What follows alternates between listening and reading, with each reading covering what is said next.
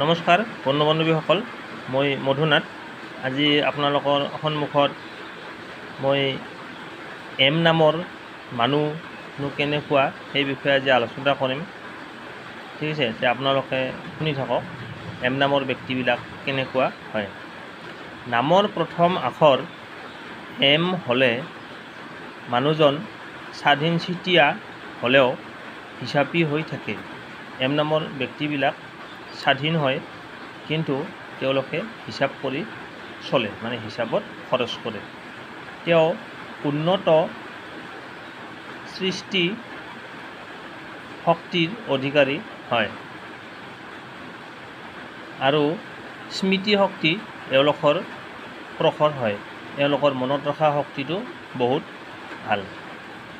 প্ৰথমতে ভাবি চিন্তি আঁতি কৰি মাৰি তাৰপিছতহে বিশ্বাস কৰে। এওঁলোকক যদি কিবা কাম কৰিবলৈ দিয়া হয়, এওঁলোকে ঘপককৈ কোনো কাম নকৰে, আগতে ভাবি চিন্তি চাব কামটো কেনেকুৱা, তাৰপিছতহে কামটো হাতত ল'ব। সদায় স্থিৰ আৰু দৃঢ় ধাৰণাৰ দ্বাৰা চালিত হয়।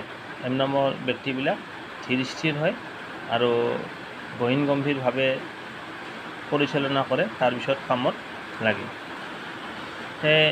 এম নামৰ ব্যক্তিবিলাক কেনেকুৱা জানিলে, যে যদি ভিডিঅ'টো ভাল লাগিলে তেতিয়াহ'লে লাইক কৰিব, আৰু আপুনি যদি চেনেলটোত নতুনকৈ আহিছে তেনেহ'লে ছাবস্ক্ৰাইব কৰিব আৰু আন 10জনলৈ ভিডিঅ'টো শ্বেয়াৰ কৰি দিব। আজিলৈ বিদায় লৈছোঁ, আকৌ লগ পাম অন্য এটা ভিডিঅ'লৈ।